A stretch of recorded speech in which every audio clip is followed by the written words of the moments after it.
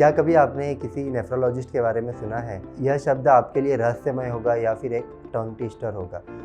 नमस्ते, मेरा नाम डॉक्टर पंकज जावंदिया है। मैं एक नेफ्रोलॉजिस्ट हूँ और आप सभी लोगों का मेरे नए यूट्यूब चैनल में स्वागत है।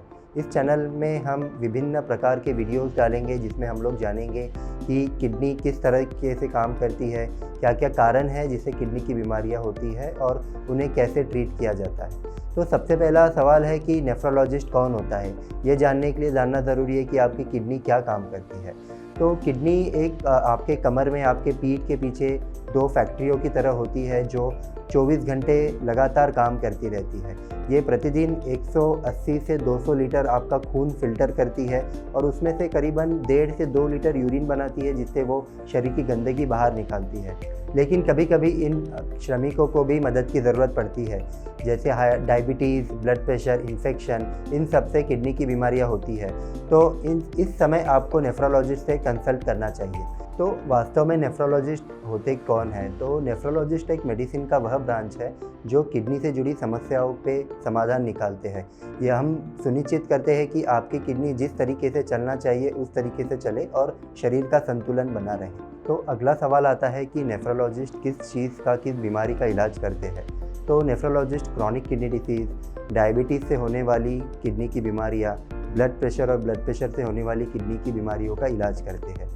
इसके अलावा जो ऑटो इम्यून डिसीजेस होते हैं, इन्फेक्शन होते हैं जिससे किडनी पे परिणाम होता है, वह चीज़ों का नेफ्रोलॉजिस्ट इलाज करते हैं। जिनकी किडनी परमानेंटली फेल हो जाती है या सिकुड़ जाती है, जिन्हें डायलिसिस लगता है या किडनी ट्रांसप्लांटेशन या प्रत्यारोपण लगता है, उन सभी बीमारियों के नेफ्रोलॉजिस्ट विशेषज्ञ होते हैं। तो अगला सवाल आता है कि आपको किडनी स्पेशलिस्ट के पास कब जाना चाहिए। वो क्या सिम्टम, क्या तकलीफ़ें हैं जो दर्शाती है कि आपको किडनी की बीमारी हो सकती है। तो जो कॉमन यूरिन के सिम्टम होते हैं, जिसमें पेशाब कम होना या पेशाब में झाग आना या फिर यूरिन में कभी कभार खून जाना या फिर कभी कभार बार बार यूरिन होना, ये सब चिन्ह दर्शाते हैं कि आपको किडनी की बीमारी हो सकती है। इसके अलावा पैरों में सूजन आना या फिर शरीर पे धीरे धीरे सूजन शुरू हो जाना या फिर आपको बहुत उल्टी होना या फिर जी मचलाना या फिर भूख नहीं लगना या फिर जब अन्न लेते हैं तो उल्टी जैसा एहसास होना, ये सब भी चीज़ें हैं जो आपको दर्शाती है कि किडनी की बीमारी हो सकती है। इसके अलावा खून की कमी होना, अति थकावट महसूस होना या फिर सीने में दर्द होना या फिर सांस लेने में तकलीफ़ होना, शरीर में थोड़ा पानी जमा हो जाना, ये सब चिन्ह हैं जो दर्शाते हैं कि किडनियाँ थोड़ी फेल हो रही है और आपको जाके किडनी के टेस्ट करना चाहिए और किडनी स्पेशलिस्ट को दिखाना चाहिए।